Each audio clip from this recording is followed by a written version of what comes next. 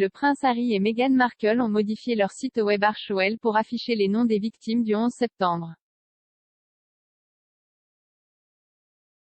Le duc et la duchesse ont noirci la page d'accueil de leur site web pour rendre hommage à l'anniversaire du terrible événement terroriste. À cet écran noir, ils ont ajouté les mots « In Memoriam, 11 septembre 2001 ». Les mots sont ensuite suivis de rangées des noms de ceux qui ont perdu la vie le 11 septembre. L'hommage du duc et de la duchesse de Sussex intervient alors que les dirigeants mondiaux rendent hommage à ceux qui sont morts lors des attaques terroristes. Aujourd'hui, à l'occasion de l'anniversaire du terrible événement, la reine a déclaré que les pensées et prières de la famille royale étaient avec les victimes.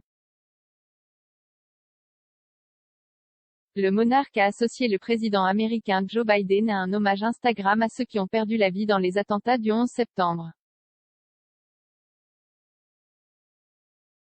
La reine a écrit « Alors que nous célébrons le 20e anniversaire des terribles attentats du 11 septembre 2001, mes pensées et mes prières, ainsi que celles de ma famille et de toute la nation, accompagnent les victimes, les survivants et les familles touchées, ainsi que le premier les secouristes et les secouristes appelés au travail. Ma visite sur le site du World Trade Center en 2010 reste gravée dans ma mémoire.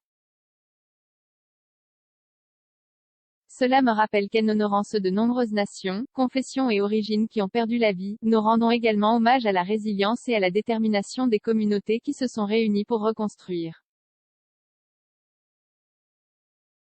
Boris Johnson et Sir Keir Starmer ont tous deux salué la détermination internationale qui a galvanisé la lutte contre le terrorisme depuis l'attaque.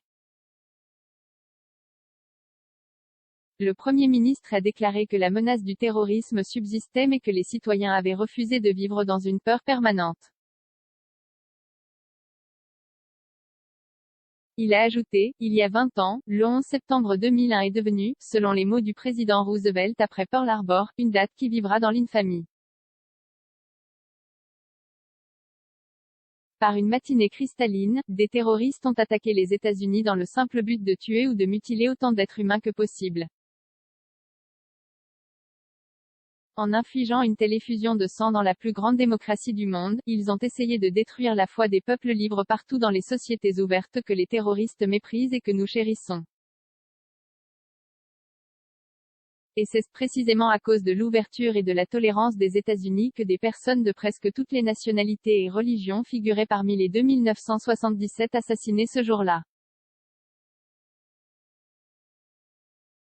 Cela comprend 67 Britanniques, chacun deux symboles de l'amitié éternelle entre le Royaume-Uni et les États-Unis.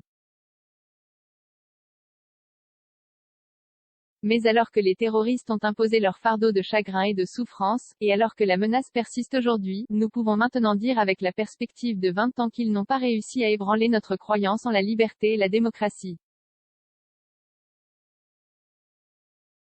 Ils n'ont pas réussi à séparer nos nations, ou à nous faire abandonner nos valeurs, ou à vivre dans une peur permanente.